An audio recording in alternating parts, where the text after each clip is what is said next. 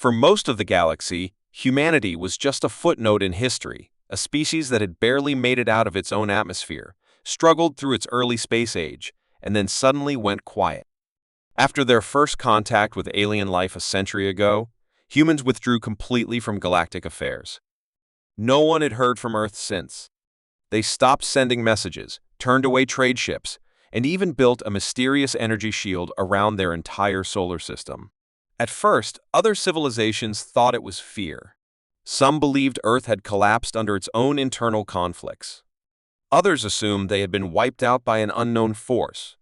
But no one dared to enter human territory, not because of fear, but because of disinterest. The galaxy had seen species rise and fall. Earth was just another minor world that hadn't lived up to its potential. Or so they thought. Behind the glowing barrier that circled the solar system, humanity was not hiding. They were transforming.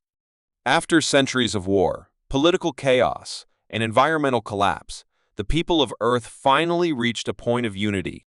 What had once divided them nations, religions, languages, was now irrelevant.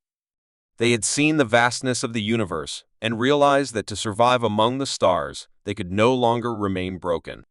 A single government formed, calling itself the Earth Alliance, and it took control not just of Earth, but of every moon base, space station, and colony humans had built.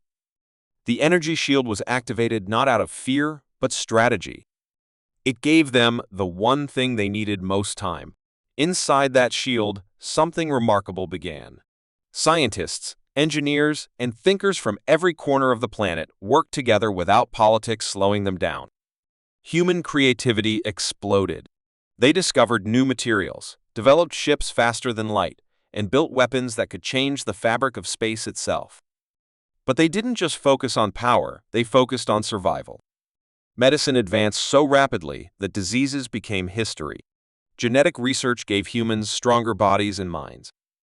Artificial intelligence was perfected to the point that machines worked as partners, not tools.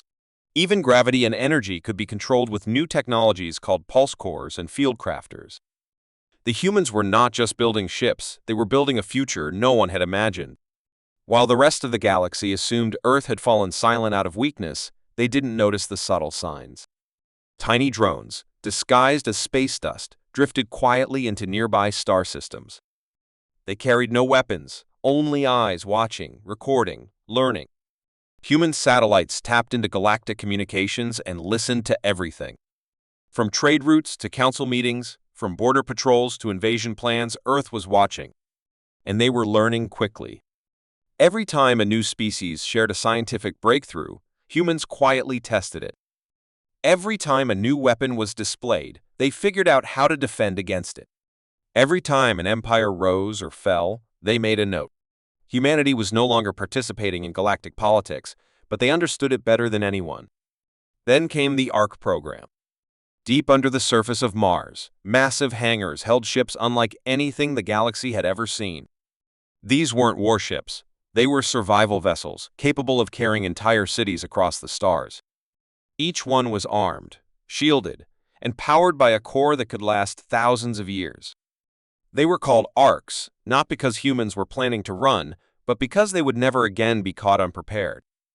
In orbit above Saturn, a hidden station called Sentinel housed a fleet that could respond to any threat within seconds. The fleet never left the shadows, but it was always ready. No matter where an attack might come from, Earth could hit back hard and fast. Even on Earth itself, things had changed. Cities were rebuilt with defense systems hidden beneath their beauty.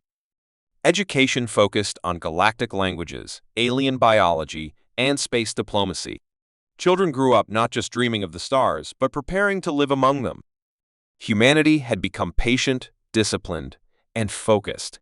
They didn't rush to join galactic councils or compete for territory. They knew their time would come, but it would come on their terms. Earth wasn't building an empire. They were building resilience. But perhaps the most secret project of all was something called the Voice. Hidden beneath the ice of Europa, this communication system was being fine-tuned to send a message that could reach every known species at once. The message wasn't a threat, it was a statement. A line that would draw the boundary between peace and war. and it would be sent only once when the time was right. Until then, Earth remained silent. But that silence was not weakness. It was the calm before something greater. Those who believed humanity had disappeared were only half right. The version of Earth they had known scattered, confused, and desperate was gone. In its place stood something new, something patient, powerful, and quietly watching. The shield around the solar system wasn't a wall. It was a curtain, hiding a transformation the galaxy wasn't ready to see. The humans were not lost. They were preparing. And when they returned to the galactic stage, it wouldn't be with a whisper. It would be with a voice loud enough to shake the stars. For years, the Galactic Council had ignored Earth's silence, treating it as a small and forgettable problem in a galaxy filled with larger concerns. Made up of the oldest and most advanced species, the Council believed it was the guiding light of the galaxy, a body that maintained peace, order, and control. Their members were proud, powerful, and comfortable in their position, assuming no young race could ever surprise them. When Earth went quiet, they didn't consider it a threat, only a failure. A species that had once shown promise now seemed broken or lost. Even after reports came in about the strange shield surrounding the solar system, no serious attention was paid. The Council simply believed that humans had built it out of fear, sealing themselves away from the rest of the galaxy like a frightened child hiding under a blanket. No one truly believed that something dangerous could be growing behind that wall of light. It was a simple assumption, but one that would soon become a terrible mistake. The first signs that something wasn't right came quietly, almost too quietly. A council listening post near the edge of human space started reporting small energy fluctuations, like distant whispers of power that didn't match any known pattern. Probes sent to investigate vanished without a trace. Ships that got too close reported a feeling of being watched, systems failing, sensors flickering, navigation systems glitching without warning. And then came the silence. The Council's monitoring satellites near the solar system suddenly stopped sending data, one by one, as if someone had flicked a switch. At first, these events were dismissed as malfunctions or technical errors. But when the same pattern repeated across 3 different sectors, some voices in the Council began to grow concerned. A quiet meeting was held, and for the first time in 100 years, Earth became a serious topic of discussion. Debate quickly followed.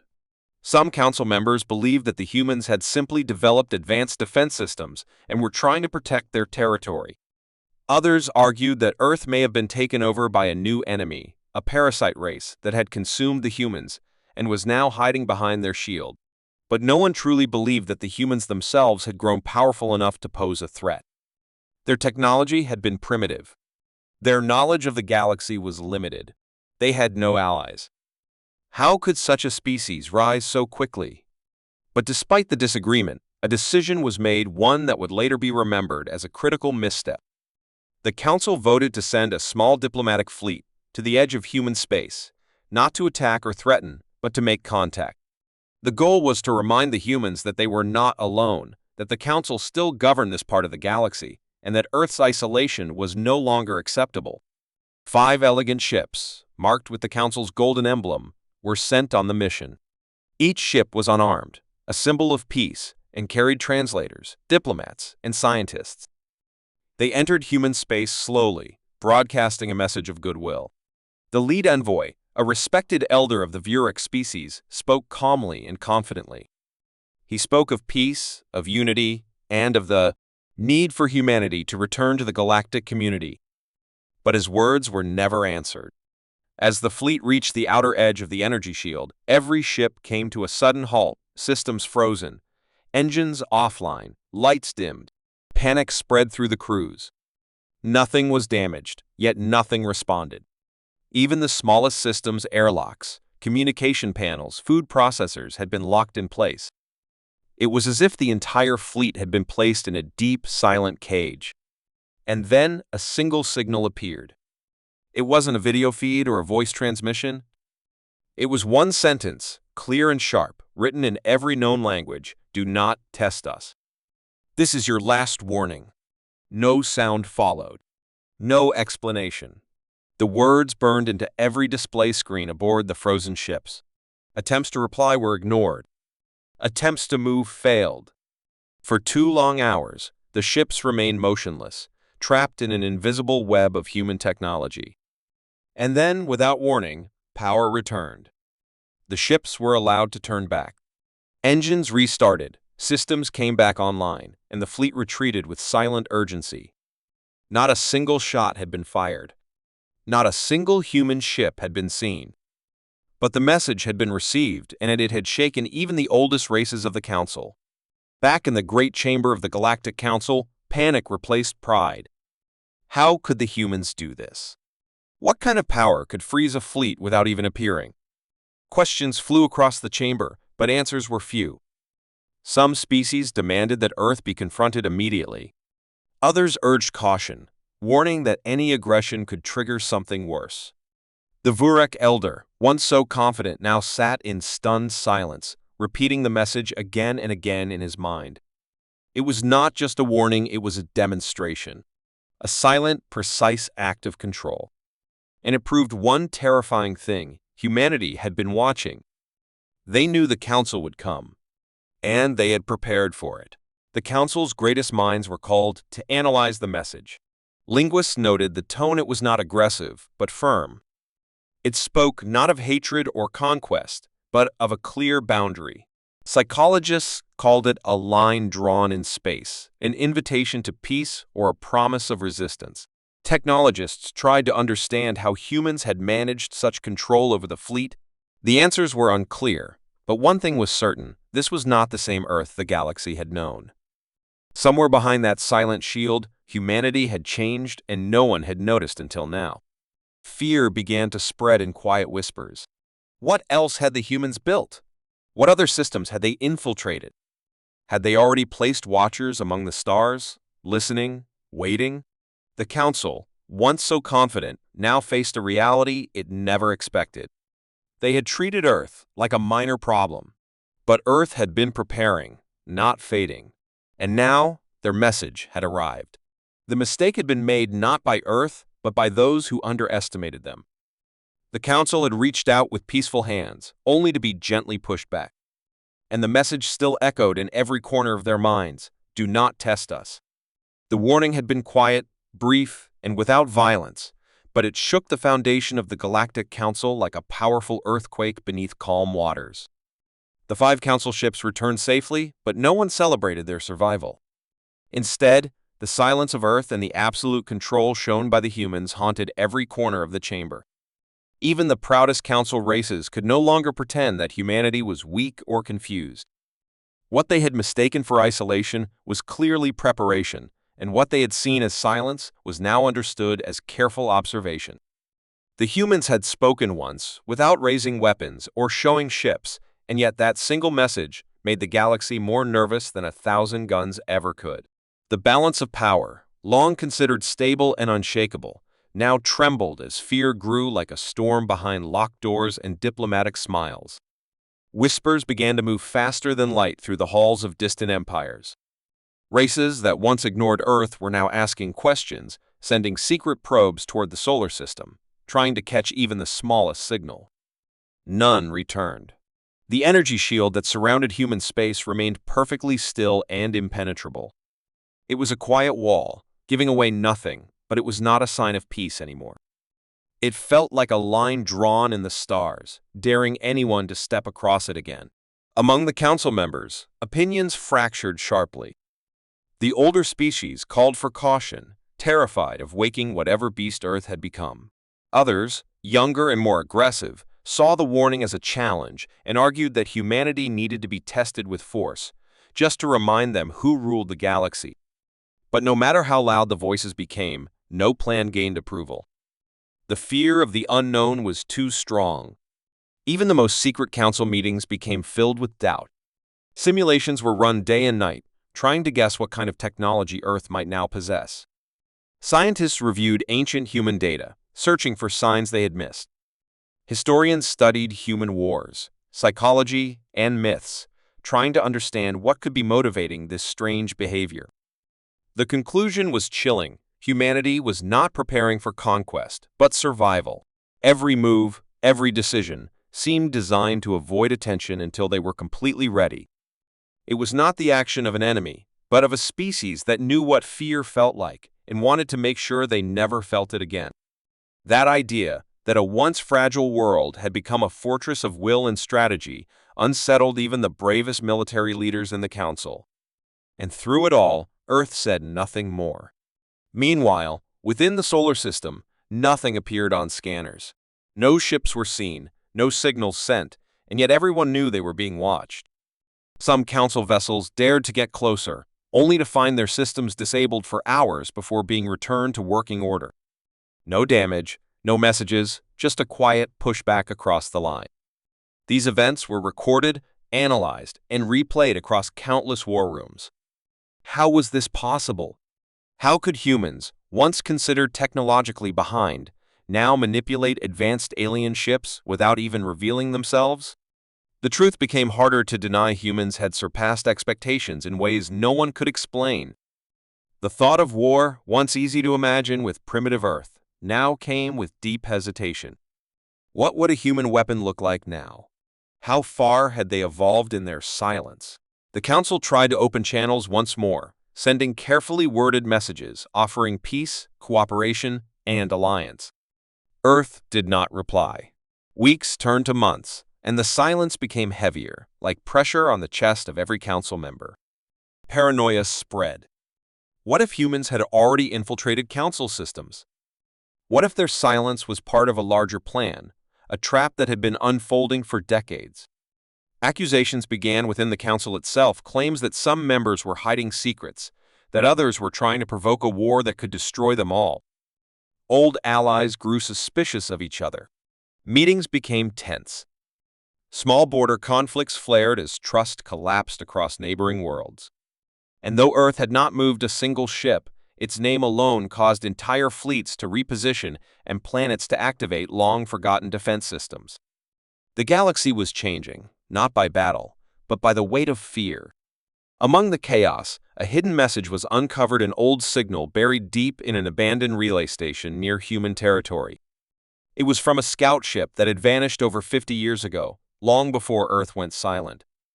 The final transmission was brief, filled with static, but one line stood out: they've gone underground.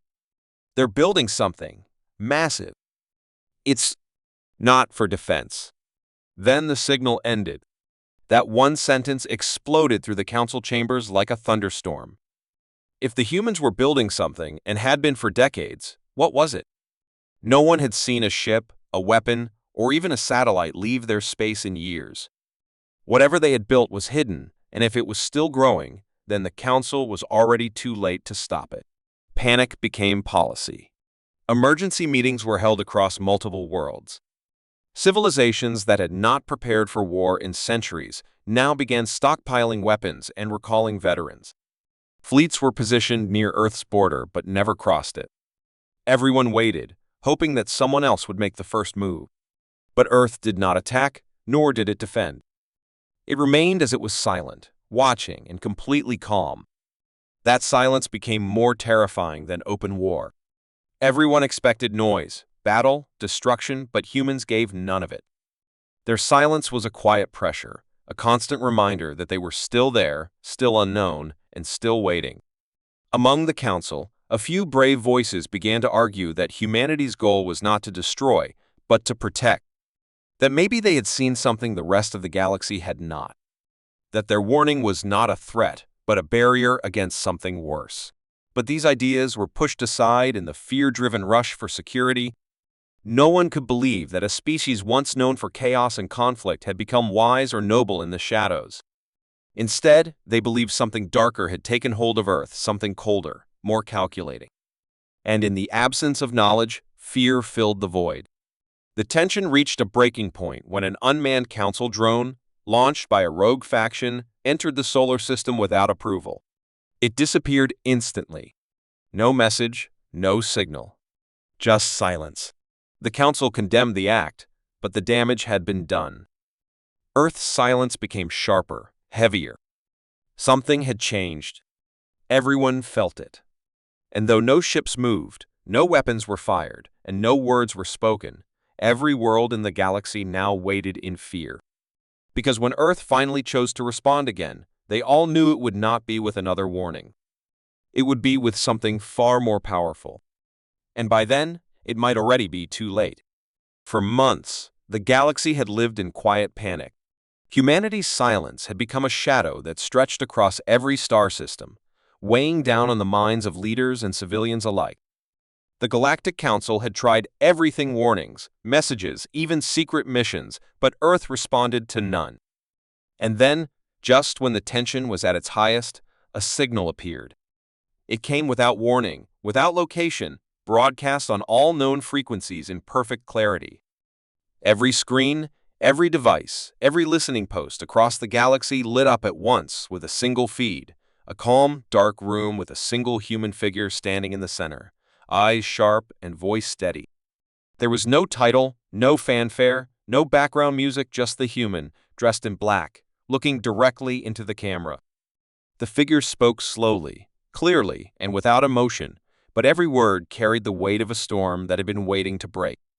"This is humanity's final broadcast," the voice said, and with that sentence alone, the galaxy held its breath. For decades, we watched.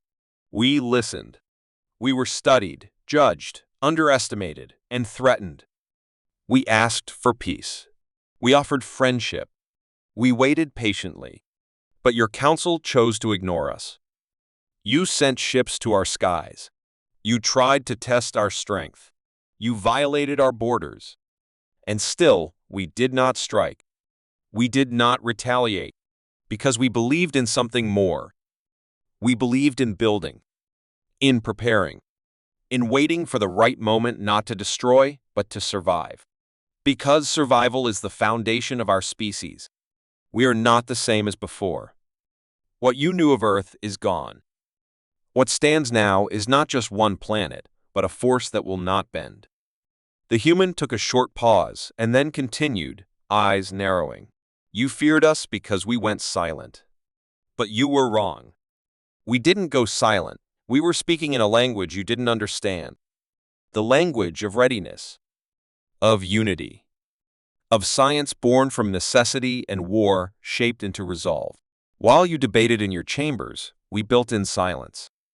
While you looked at our skies, we were beneath them, building machines you cannot see, creating weapons you cannot detect, systems you cannot predict.